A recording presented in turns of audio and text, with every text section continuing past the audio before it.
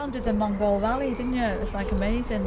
Yeah, this is insane. Yeah. Like when you, like, I didn't appreciate Mongol it, Rally? but now I'm like, wait, that's kind of crazy. Callum, tell me. So it's like an organised event every year. We go now since like 2004, and you and your friends drive a really shit car. My friend did this from London to Mongolia. I'm sorry, London to Mongolia? Yeah, it's like Wow. 12,000 miles.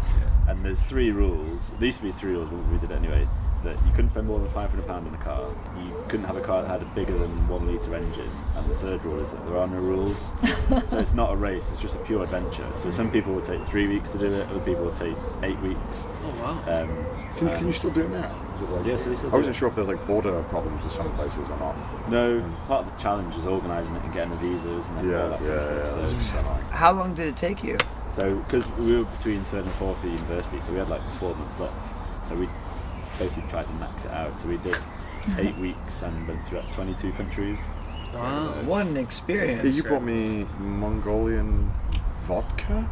did I? I think So you got him something at the very end. Yeah.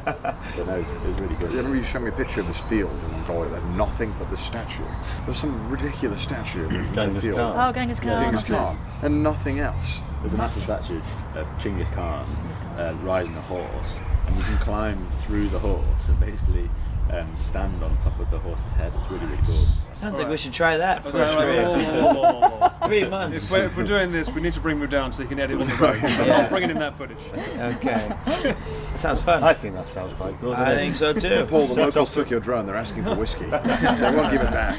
Well, I guess what to do with you. The one gift we got you. We're going to give it them back. No. It's just the Welsh. they won't give it back for that whiskey. It was just us. There was one day when we were driving through Mongolia, and at this point the road turned to kind of like a dirt track, and there was all these wooden sticks along the side of the road, and we were like, great, we'll pick them all up and we'll use them for firewood later tonight when we camp up. I had a great fire going that evening and camped in the middle of nowhere in like the Mongol plains, and then next minute these 2 blokes rode on horseback towards us and we were like very inquisitive, and we offered them some drink, and we actually had some vodka on us.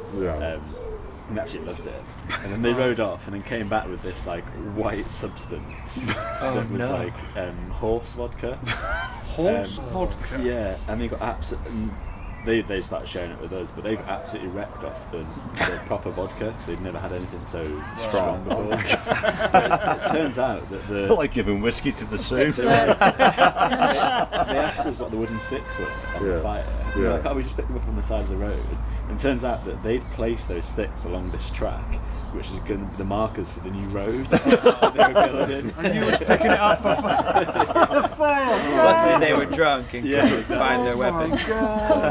Oh no! Oh my god! To be fair, it's hard to guess that. You can only spend £500 on the car. Yeah. So why do you have to choose a just awful? Yeah. To make it harder, make it more fun. The idea is that you break down in the middle of nowhere. Did that happen? And they picked them up, we didn't actually they? got quite lucky. We only had like flat tires and stuff like that, but because they want you to like mix locals and Interesting. That's interesting concept. Brilliant. I like it. Yeah. I guess because you've got the Gumball Rally, right? Which is the famous where everyone, I think that's the same journey, but everyone takes Lamborghinis and Ferraris or something like that. And I think the Mongol Rally came about as something that everyone can do. It's a bit more fun and a bit less pretentious. the fun bits were like trying to find petrol in Uzbekistan or trying to exchange dollars for the local currency, and it was just an absolute nightmare. But you'd like take you to all the cool little corners and. So do you remember you don't really remember the bad so much as how much fun it was, right? Yeah, pretty much. Yeah. Type 2 fun. Yeah, it's like...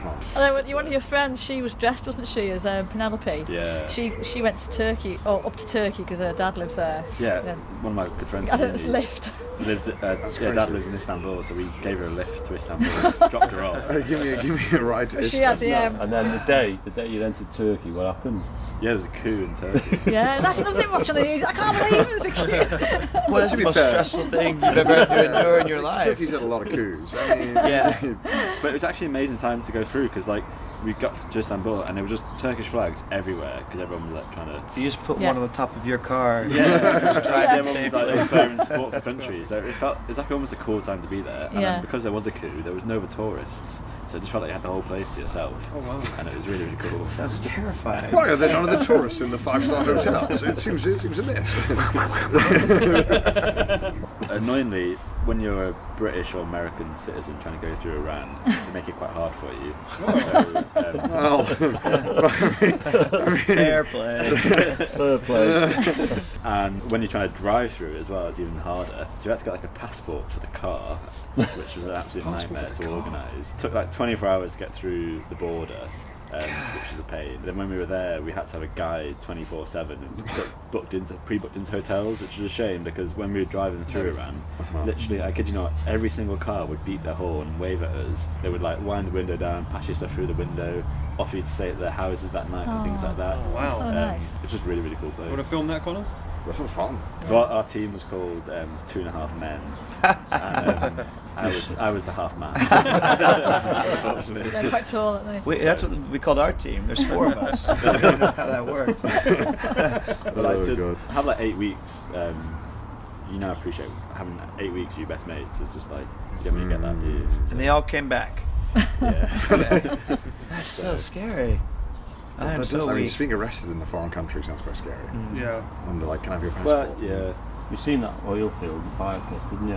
Where was that? Yeah, a place called Door to Hell in Turkmenistan, and it's like an old, when it used to be part of the Soviet Union, there was like drilling for gas, and then when they left in like late 1980s, I think it was, they just threw everything in this pit and thought it would just die out, but it hasn't. It's still burned to this day. And it's just like massive, probably like 50-meter sort of radius circle, Lord, hole in the fire. ground, with like just like burning fire.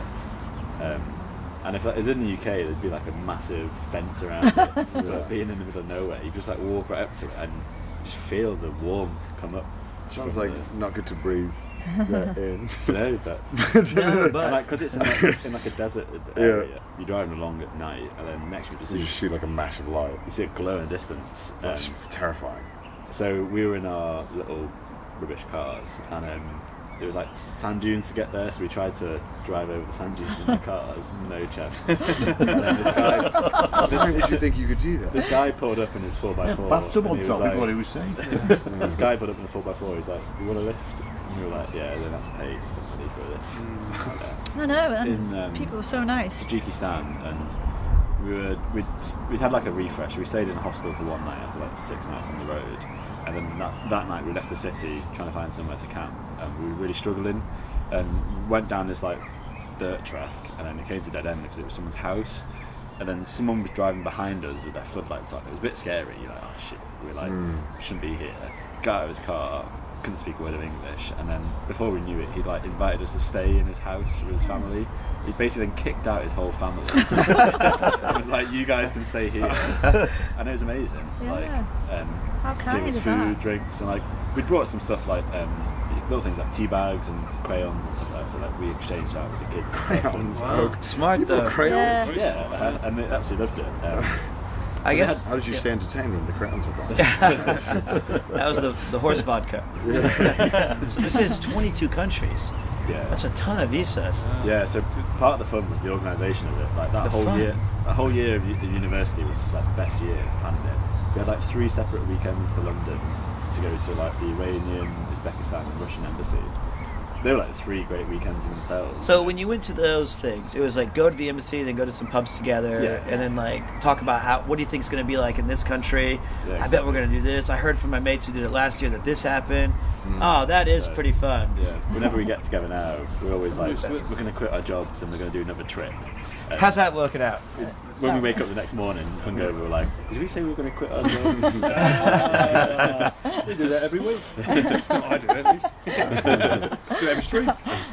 We only did 5 days in Wales. Yeah. Last week. It's different. It's hard work. It's hard Yeah, work. so hard work, yeah. 5-star meals. Visas Hard. to go past every county. It's tough.